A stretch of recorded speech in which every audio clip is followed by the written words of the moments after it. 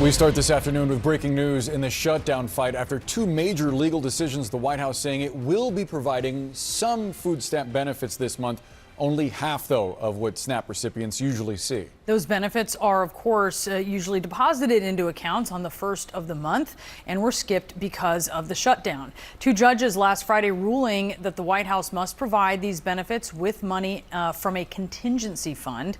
Let's go to CNN's Elena Treen, who is live at the White House. Elena, what are we learning here? Yeah, well, what we're seeing now from these court rulings today is that the Trump administration will provide partial funding to continue one of the nation's largest, or I should say the largest, food stamp programs in the country. Now, the U.S. Department of Agriculture, which oversees the SNAP program, had initially said that they were going to be freezing the money that goes to SNAP, essentially, on November 1st. Of course, this comes during the government shutdown. They said they were running out of money, but because these two judges had ruled that the Trump administration had to keep this program going, now we're learning that they are going to, they said in a sworn statement, the agency is going to use roughly $4.6 billion from a contingency fund to help keep this up and running. Now, $4.6 billion is only about half of the money that is needed to keep this operating full time. So we're still looking at what this could mean once we hit that point. And to be clear, again, this is the nation's largest food program. It serves about 1 in 8 Americans, and of course is a major part of America's social safety net. And so this has been one of the key issues and concerns, really, as this government shutdown has continued. But now we're seeing they're going to pull on this contingency fund to at least pay for half of the money that they would normally during this time.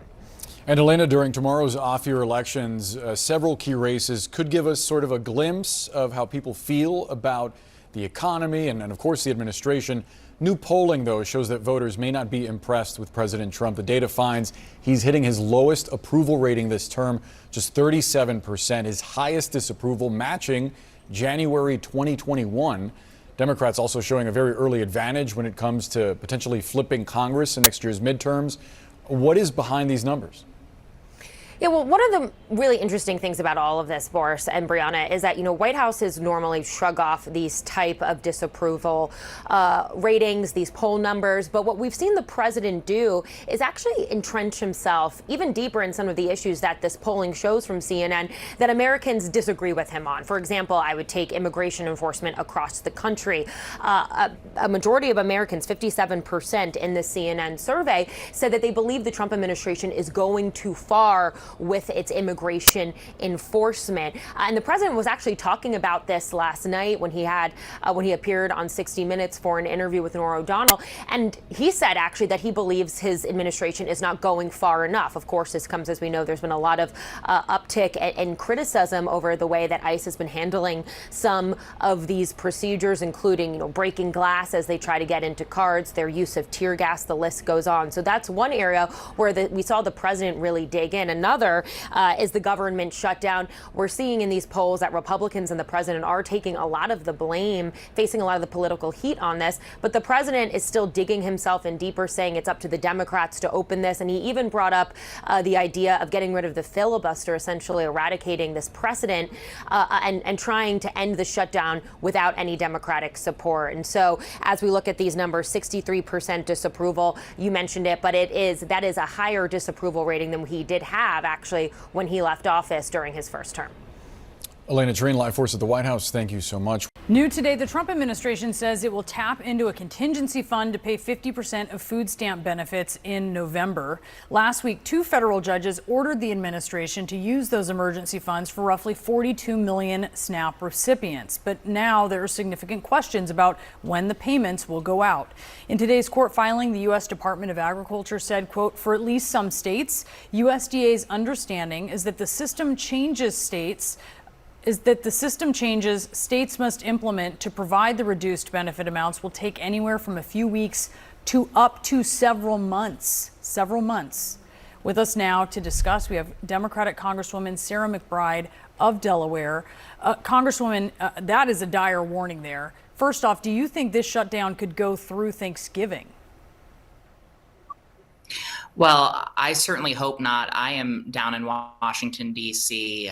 Today and this week, ready to work with colleagues to reopen government to solve this healthcare crisis and to guarantee that there are not disruptions in critical programs like SNAP. Unfortunately, congressional Republicans continue to be on vacation. They are nowhere to be seen. I hope we can reopen government before Thanksgiving. I hope we reopen government tomorrow and do so in a bipartisan and compassionate way.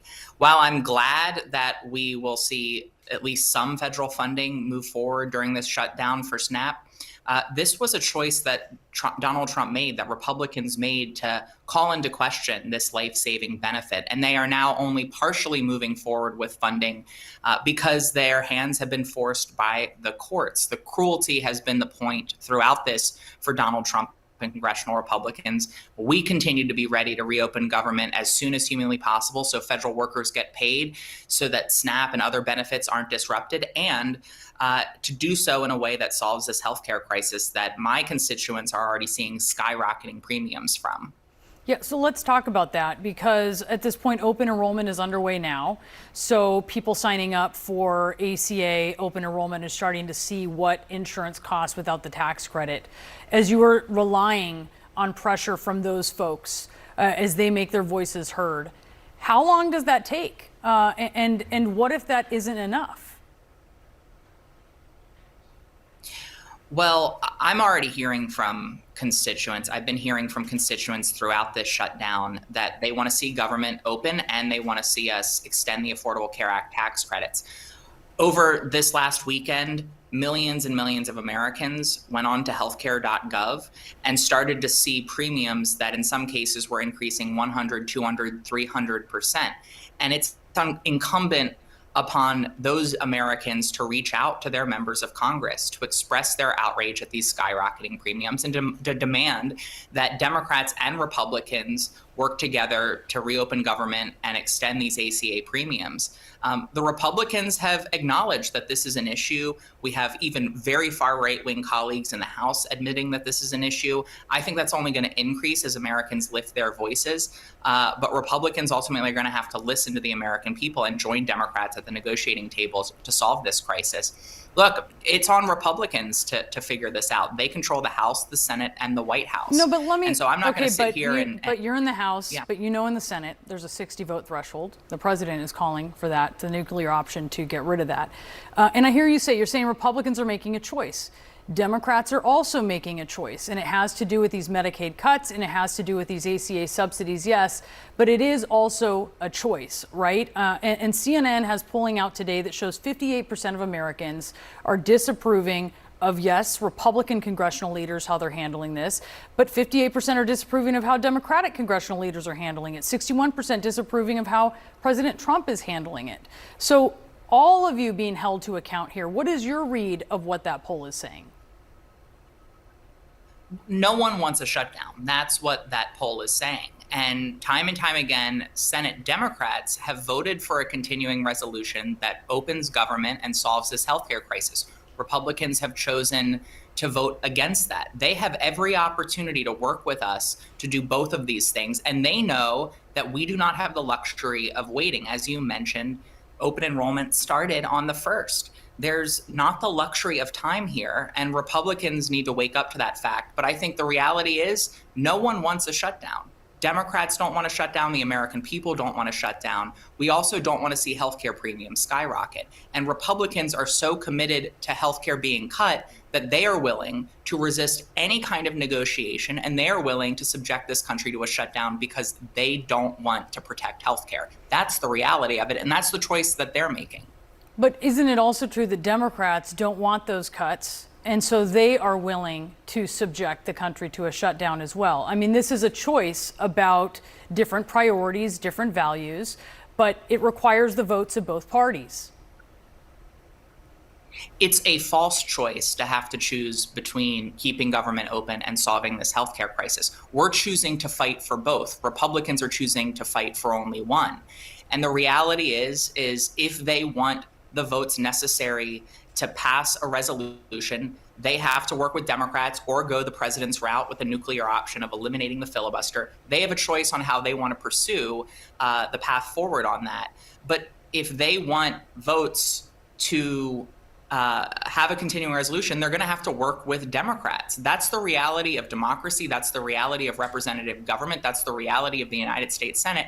And they are putting forward to the American people a false choice. We are saying we can do both and we have to do both. That's the choice we are making.